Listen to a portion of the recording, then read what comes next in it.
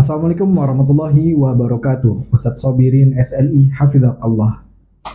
وعليكم السلام ورحمة الله وبركاته. Kaifa haluk ya Ustadz? أنا بخير والحمد لله. كيف حالك أنت؟ Alhamdulillah ana bi khair. Nah Ustadz, kita kedatangan Ustadz Sobirin SLI Hafizahullah, yang mana di video sebelumnya beliau dijuluki oleh teman-temannya seorang Syekh Mukhtar. Nah, dengan begitu tidak akan jauh-jauh, mungkin karena beliau sudah ada di sini, kita bakal ngebahas tentang yang namanya bahasa Arab. Sorry Ustadz ya. إن شاء الله. Nah, pas kali ini Ustadz. Jadi ada kasus bahwa kami punya teman kami itu membaca Al-Quran masih sangat terbata-bata. Nah, apakah memungkinkan bagi teman kami ini mempelajari bahasa Arab, terlebih bahasa Arab gundul seperti yang di kitab-kitab itu Ustadz? Fadil Ustadz. Kita mengetahui bahwasanya Allah Tabaraka Ta'ala mengatakan Inna anzalnahu Qur'anan Arabiyyan. Kita mengetahui bahwasanya Allah mengatakan sesungguhnya Al-Quran itu diturunkan dalam bahasa Arab. Dan tentunya ini saling berkaitan. Saling berkaitan.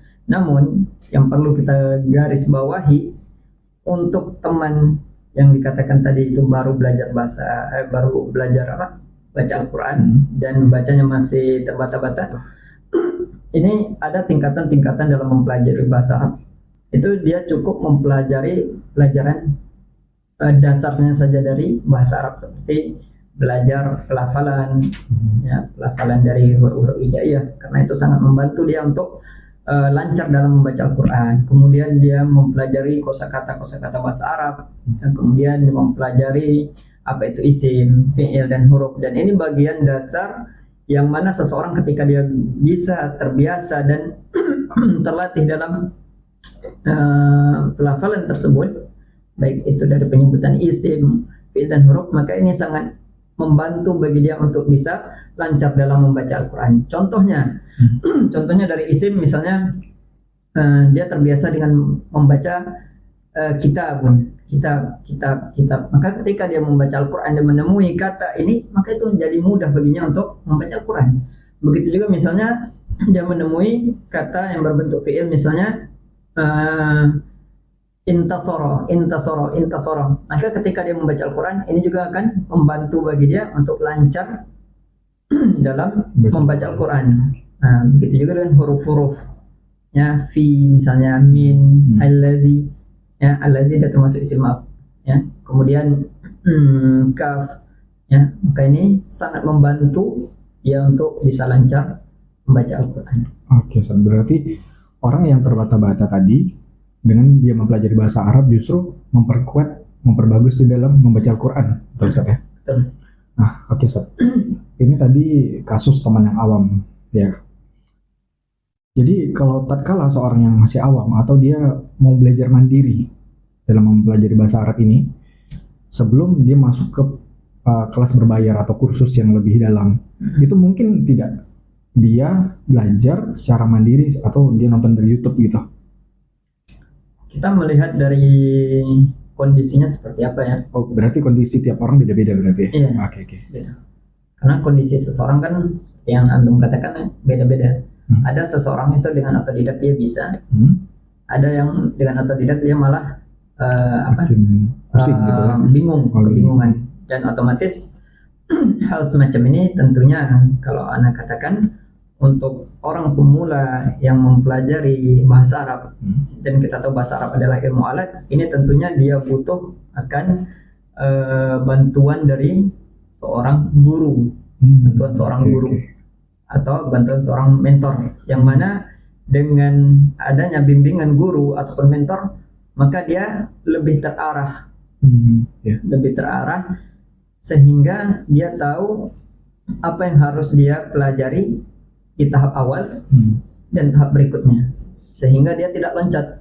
Kalau dia belajar otodidak, ini kemungkinan besar dia akan mengambil mana yang mudah baginya dan dia akan meninggalkan mana yang dia merasa kesulitan, dan ini otomatis kurang efisien dalam mempelajari bahasa Arab bagi pemula. Oke.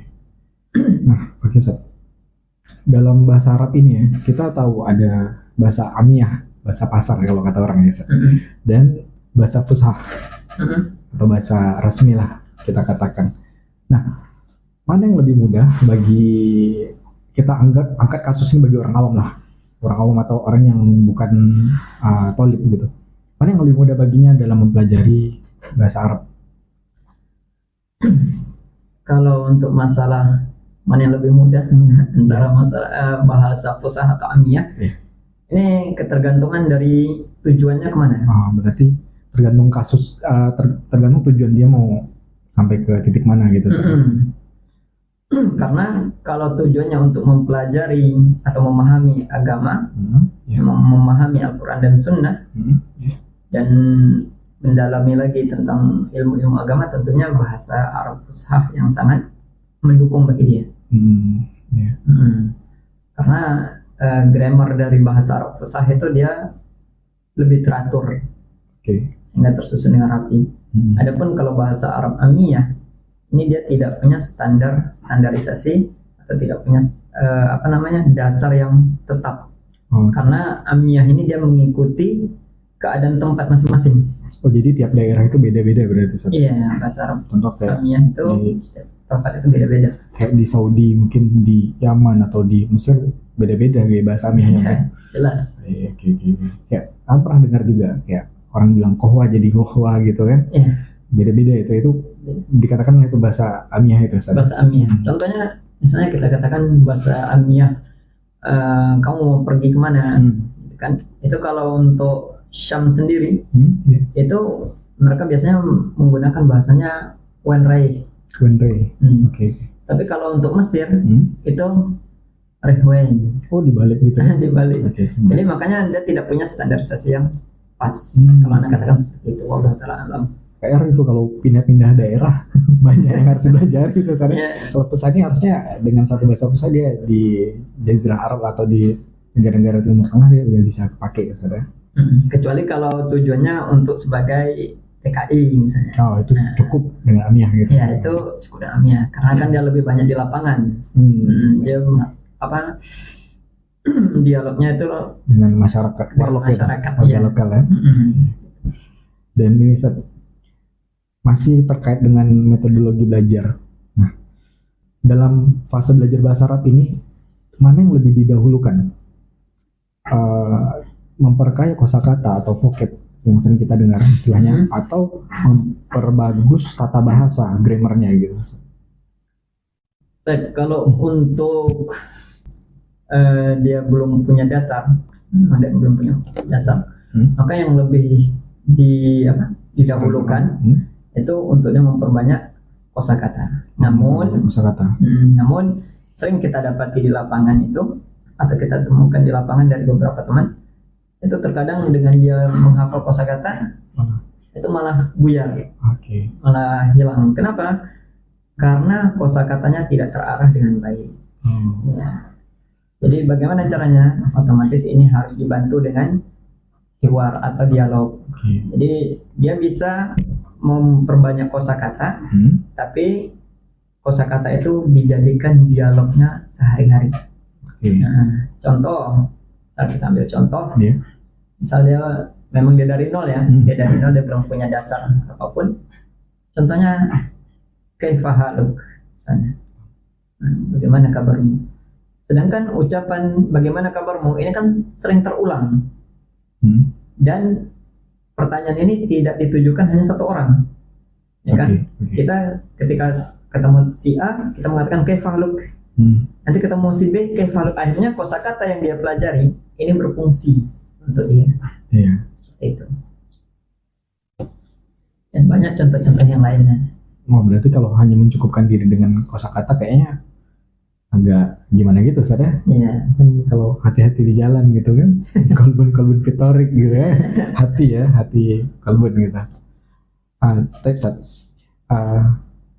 dari semua ini yang kita bicarakan, Ana minta saran dari antum gitu, referensi kitab, buku ataupun channel YouTube yang bisa digunakan bagi teman-teman kita, terlebih yang masih awam lah, atau yang ingin mengasah lagi jalan yang pernah dia lalui tapi terputus di tengah jalan. Nah, ada nggak kitab-kitab atau channel YouTube? Kalau untuk dasar memang dia nol sama sekali. Itu kalau menurut sisi pandangannya itu kitab Durus Sulawak.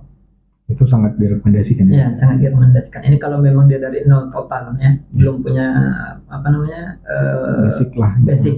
Nah, tapi kalau dia sudah pernah belajar, ya, namun terputus ya, pelajarannya, itu dia bisa menggunakan tergantung ya, maksudnya dia ini maunya kemana dulu? Mau ke tata bahasa grammar atau cuma conversation? Oh, percakapan.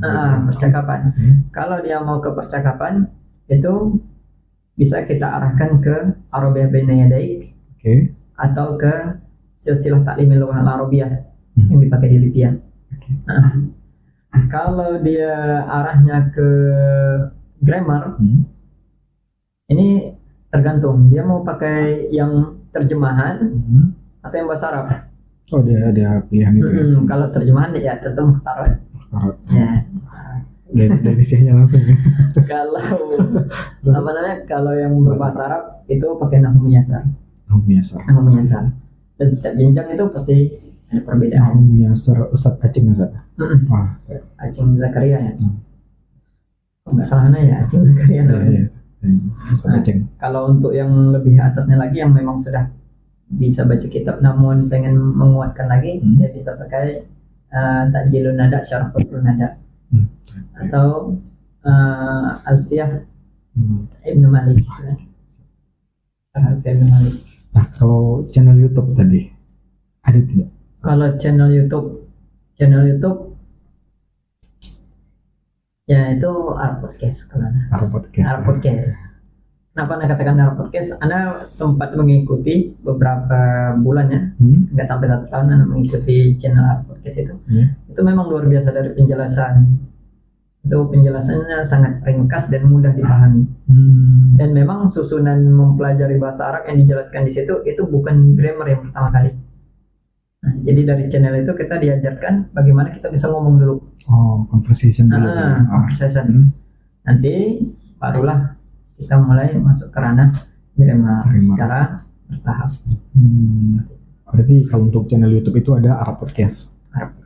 Oke, kalau podcast yang ngebahas tentang agama yang asik berarti podcast Lentera ya, Ustaz.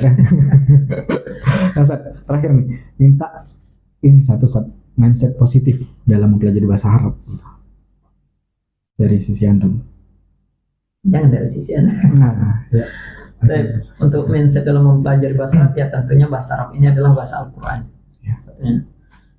Jadi ketika seseorang dia mempelajari bahasa Arab dengan niat dan tujuan untuk mendekatkan dirinya kepada Allah, maka selama dia mempelajari dengan keadaan susah payah, baik itu dari mulai menghafal kosakata, mempraktekkan kosakata, sampai dia ketemu titik dia bisa memahami Al-Quran dan Sunnah, maka sejauh itu pula dia akan mendapatkan pahala di sisi Allah Tabaraka wa Ta'ala. Insyaallah, motivasi ya, Ustaz.